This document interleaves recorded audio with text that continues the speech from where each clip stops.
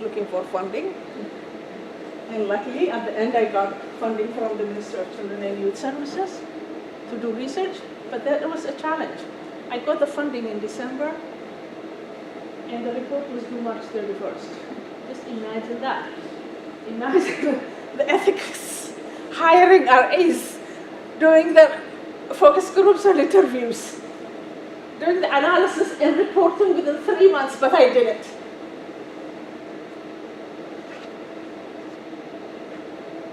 So, I focused on bringing the voices, as I said before. I wanted to really talk to them, to the youth who have been impacted. What is their experience?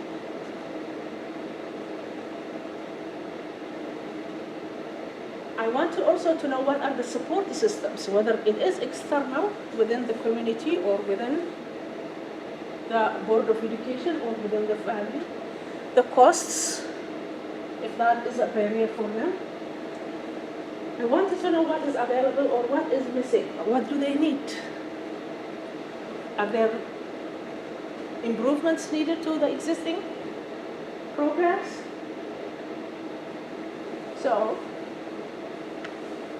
I always do feminist life history or oral histories or feminist narratives, and this was perfect for me to just go with the time that I have. I wanted to see the complex power and privilege, the relationship, and how it impacts the youth. I wanted to know the subjective meaning of their experiences. So what I had, with the time I had by the time I got the ethical approval, I have only 1 month left, from February 13th to February 23rd, and I did in 2 cities, because these are the 2 cities where Somalis reside, mainly. So I had 25 participants, and I wanted also to do gendered, because the girls are doing better than the boys here, and I wanted to know without silencing, so they could talk, when the boys could talk on their own. So I had 2 divided groups. The criteria was being Somali, black, between the age of 16 to 24.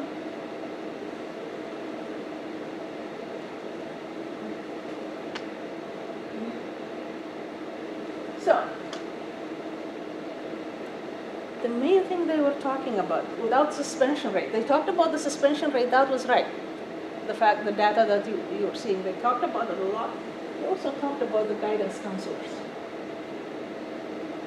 Most of you maybe know have those experiences when you seek help and when you don't get that help.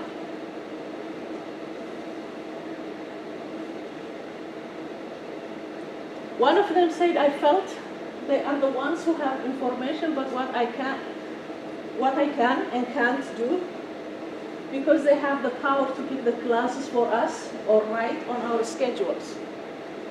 And that came in from a question when they were discussing about, did you seek help? And what goes on when you go to the 9th grade, especially in high school. And they were saying the guidance counselors, some guidance counselors, without asking the parents, were changing their schedules, the children's schedules, putting them into college level classes.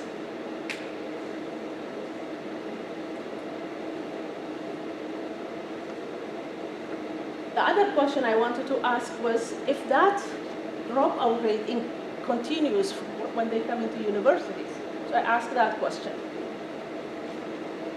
Most of them, since they didn't have that build-up connection and they can't talk to each other, and they are dealing with others, they really suffer from isolation. And they talk about how much time they spend before they figure out which career they want to study. Some of them switched between programs to programs, and that creates a lot of OSA. It takes years until they figure it out. To get 1 degree instead of 4 years, it takes them about 8 years. That's a lot of money.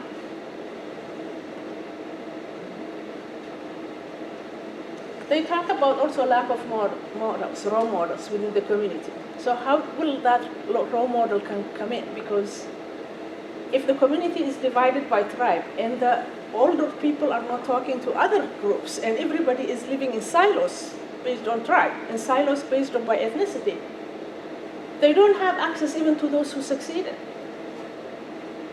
Like when I'm here at Carleton, most of them don't talk to me, don't even say hi.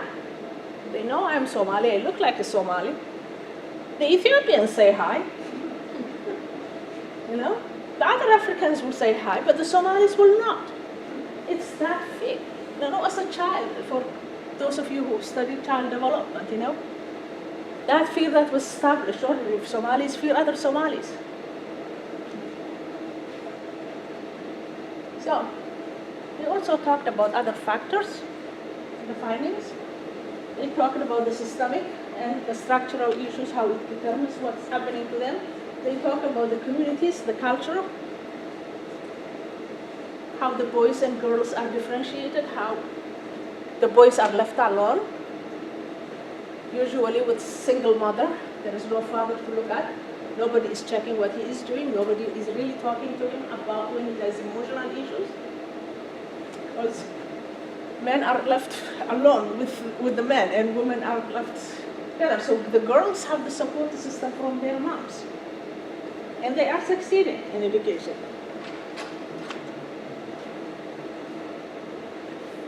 So the support system from ineffective, like mother who doesn't eat all right, how is she gonna help? I know what I went through when I was raising my kids. And they talked about lack of information and how that all interconnected to the barriers and contributes to the barriers. I also had a short survey when I was doing not only the focus group, I had distributed a short survey. And this is especially what is concerning me, and it should concern us.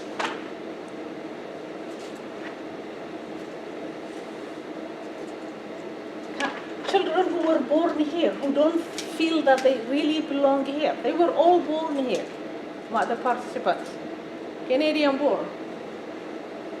So, when I asked that question about belonging, the Ottawa female group said completely, 50%.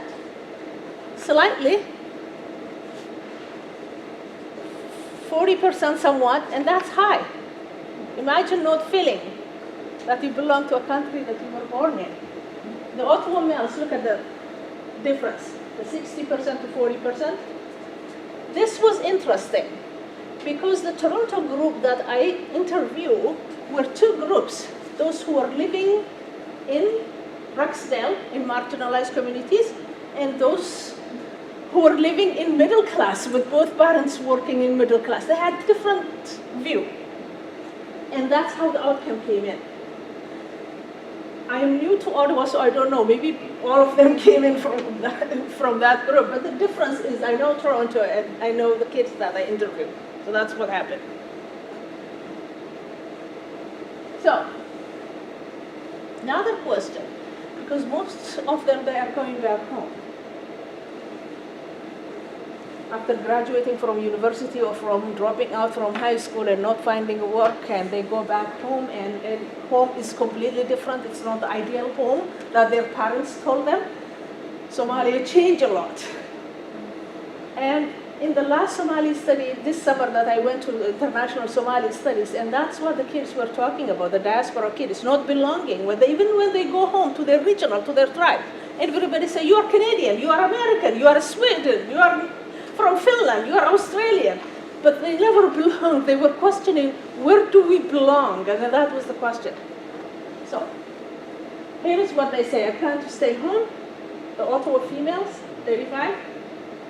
I will leave Canada. That 30% is a lot. I am undecided. When you add this, 65%.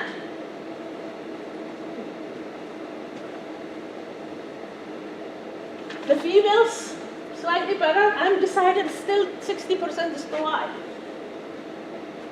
This again with that neighborhood. The 50% who said were those who were living. They were good, they went to good schools, they UFT students, they are doing really well. They don't see any other place to stay. They feel home. And the others were completely saying, I don't see a future here. I want to go home. So, as Africans, we say it takes a village. And I see this and what it means to them. Children's educational success is community success. If it doesn't matter one or two or three of us if we succeed, if our community are really suffering.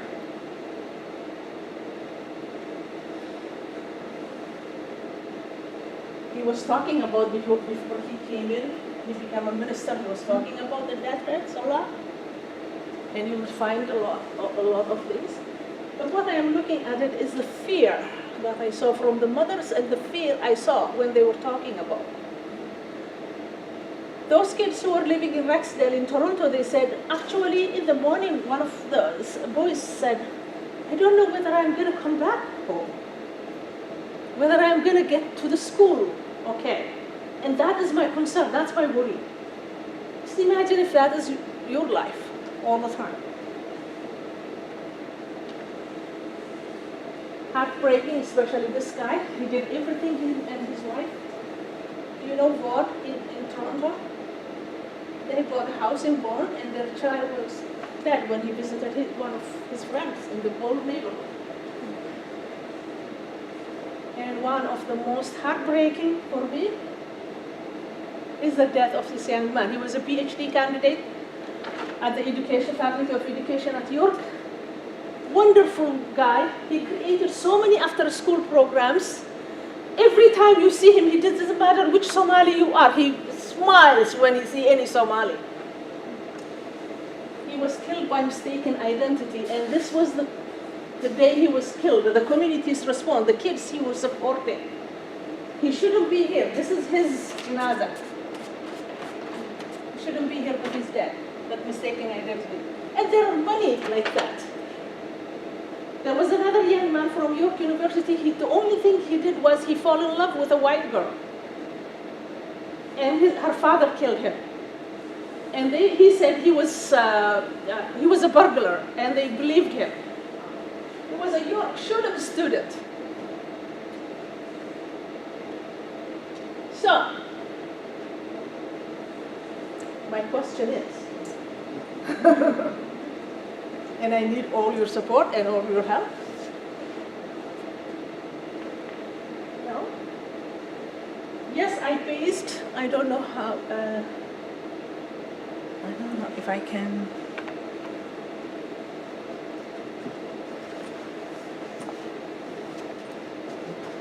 I will show you the map.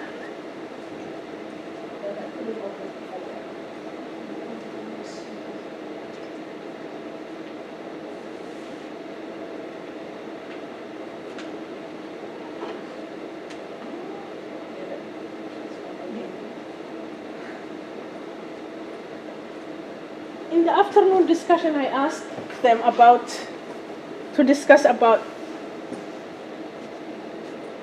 future Somali studies. Looking back into the past, into the present, and focusing on the future, what it looks like. So, based on that, what I gave you is their responses and what they want Somali studies to look like. So what I'm asking you is, based on my presentation and what I talked about within the short time, and what they said, what are topics are relevant to the current Somali studies in Canada?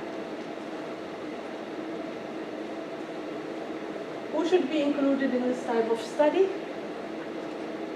What does the future of Somali diasporic studies look like? What should we focus on? Any ideas? The floor is yours.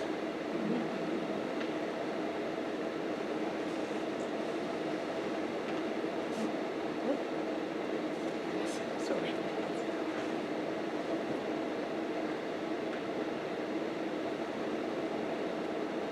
What topics are relevant? Let's start with that.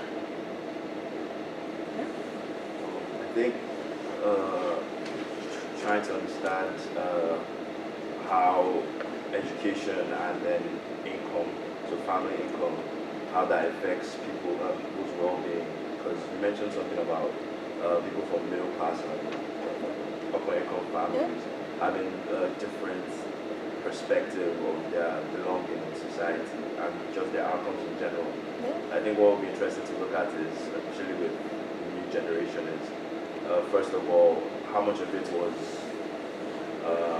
generational, so coming from their families, having a better, a higher income background, but also how much is education affecting this new generation to have higher income, and how that affects future generations feeling like they belong in society. Thank you. Thank you. Still thinking about it, but one of the things that I've been curious about, particularly coming to Canada and being integrated into the school system here at like junior high-ish, it was really, and I'm hearing what you're saying about feelings of belonging, and where I'm at right now, I'm like, I don't know if I'll ever truly feel like I belong, and I'm particularly fine with being in this liminal space of not belonging, but I think part of why I'm able to feel that way is because of what I know about colonialism, racism, and all those things, and understand. So I wonder, and being able to feel validated in terms of my own experiences of racism. So I'm wondering to what extent, if students get exposure to that, how that would also help them feel in terms of whether they feel like they belong. Like, I'm fine with living in Canada now. If I get the opportunity to go back to Nigeria and live there, I don't mind. But that sort of helps me, and then finding and being able to talk about experiences of racism with other friends really helps, and it totally helps my well-being, because there's a point when I was really depressed and I didn't want to be in school. I didn't want to go to school because we were the only Black family in our school. So I think that's important. And then in terms of how I've been thinking through my own future research agenda, also looking at families, studying them by cluster to see, because I know when I look at my siblings and I've got 6 siblings, like the way we think about Canada and our belonging is very much different, and it's shaped by either what we study, the types of friends we had, and to extent how we think about racism. So I'm wondering if it might be interesting to also look at these youths, and even like either it could be also longitudinally and also in the past, like to just talk to families and based on how their parents raised them. My parents were interesting in terms of how they thought about. So I think that might also be interesting, like moving forward in terms of thinking of belonging and what role the parents had in the sibling interaction, whether siblings talk. So I find it fascinating. My siblings and I, we can talk openly now about our experiences. And I thought it was really interesting that we never talked about it growing up. So I wonder, like, if that might be interesting to think about or to look into as well. Looking at the past and past experience of families, and different age stages, and how they see it. I think in terms of looking beyond, I guess, higher education and looking at those Somalis who have graduated and the struggles with getting into the workforce. I do have a couple of friends who struggle to, even though they're highly qualified, they struggle to get jobs because not only because of Islamophobia, or maybe because when somebody looks at their resume and they see a slightly complicated name that looks somewhat, I guess, Muslim, they are completely, like, I guess, turned off and just thinking about their remittance rate for, like, higher education into job market, and particularly I'm finding government jobs, and not just for, like, immigrants, but also for, like, actual, like, Canadian-born Somali and Ethiopians. And so looking at those kind of struggles, and I think in terms of the question of who should be included in this type of study, I believe you said Ottawa and Toronto have the highest rate of Somalis in Canada. So maybe actually looking at places where there there are not a lot of Somalis, but the Somalis are the only people in their community and how they interact. So you mentioned you were growing up where the Yeah, New Brunswick. And you- That's a good That's where my mom lives. Okay, she's the only black person there too. But yeah, so just thinking about how the other people interact with them and just their own experiences in general. widening the scope of Yeah. and experiences.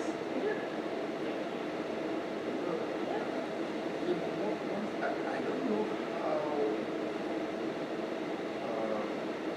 large the demographic of Somalians who claims to a dual national identity in Africa is big, because I'm Somalian, Ethiopian. Because I've always wondered, do you experience Canada differently as Somalian, or would you experience Canada differently as Ethiopia? I don't know if you get what I'm trying to say. So Yeah. where you have dual national identity claims Yes. in Africa, Yes. you have a sufficiently large demographic of Somalis Yes. with dual African nationalities. It might be interesting to have a panel Yes. for such experiences in terms of how do they experience Canada, Somalians, and from their other nationality comes in, what changes, what positive change? Mention that this. So the that cultural background, we all come with the culture. Like the Ethiopian Somalis who are coming from Ethiopia have the Ethiopian culture. Ethiopia is national. So once you are Ethiopian, everybody brings Ethiopia first, thinks about Ethiopia first, and they connect. There is also Djiboutians who have French backgrounds, and they are doing well, the Djiboutians too. And they say also that the internal thing comes in because they stayed with the Sunni Muslim that they had already with the Djiboutians, so they are integrated. Number one, they're bilingual, French and English. Number two, the culture is a little bit, so they are integrated. And the trauma, the experience is also different. Because after the independence, everything was good for them, for the Djiboutians. For the Ethiopians, the country in the past 20 years became good. And it's one of the growing, economically growing. So that brings them a little bit of self-esteem. So that's different. The Christianity, when you say I'm Ethiopian, is also, the view is different. The way I dress is different. This is how I dress. This is how I talk. And the way I integrate with other people is also different. So, yes, that creates the new political Islam creates its own internal self-isolation and external isolation through Islamophobia. Talking about the youth, I teach clinical social work. My students, straight they go to clinical, what social workers do, clinical social work. So there is a higher hiring rate for our graduates. I teach graduate students.